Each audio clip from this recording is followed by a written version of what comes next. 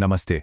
आज के इस खास विश्लेषण में हम बात करेंगे मर्यादा पुरुषोत्तम राम के जन्म, उनकी वीरता और राम सीता विवाह के उन मुख्य प्रसंगों की जो सदियों से हमारी संस्कृति का हिस्सा रहे हैं। अयोध्या में हुए एक यज्ञ से कहानी शुरू होकर जनकपुर में उस विशाल शिव धनुष के टूटने तक कैसे पहुंचती है, आज हम इसी पूरी टाइमलाइन को डिकोड करेंगे। तो बिना किसी देरी के चलिए इस रोमांचक सफर की शुरुआत करते हैं।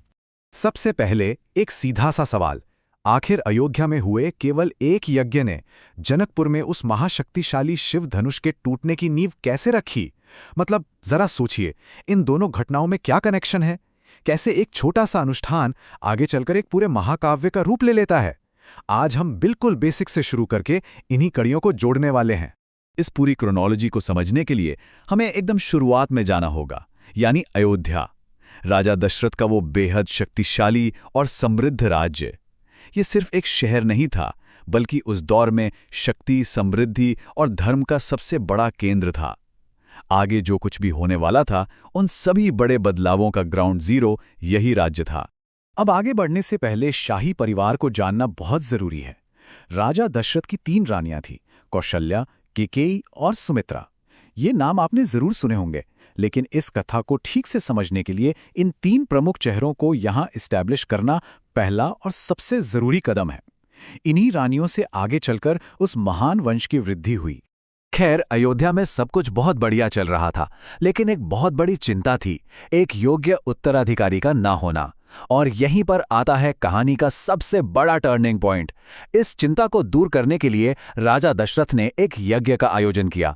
यज्ञ यानी एक ऐसा पवित्र अनुष्ठान जो किसी विशेष लक्ष्य की प्राप्ति के लिए किया जाता है, और यहाँ वो खास लक्ष्य था राज्य को पुत्रों का आशीर्वाद मिलना।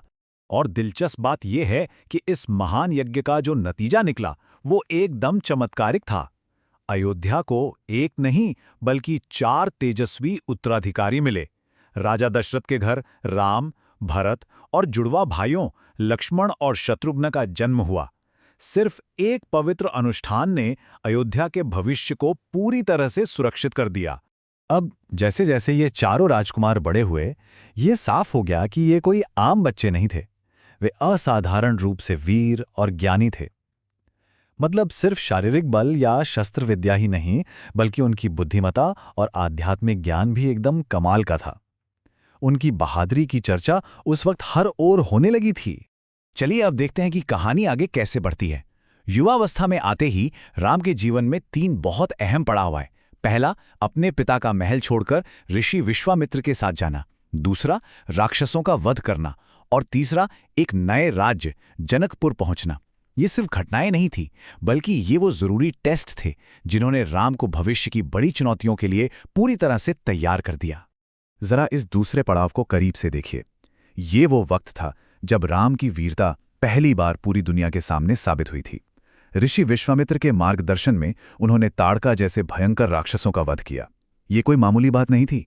इसने ये साबित कर दिया कि वो धर्म की रक्षा और समाज को भयमुक्त करने के लिए किसी भी बड़ी से बड़ी चुनौती से बेझिझक टकरा सकते हैं। राक्षसों का काम तमाम करने के बाद अब हमारा ध्यान एक नई जगह पे जाता है। एक तरफ है अयोध्या, जो राम का घर है, और दूसरी तरफ अब इस कहानी में शानदार एंट्री होती है जनकपुर की, जो राजा जनक और उनकी पुत्री सीता का राज्य है। और यही जनकपुर राम की इस साहसिक यात्रा की असली और सबसे अहम मंजिल बनने वाला था।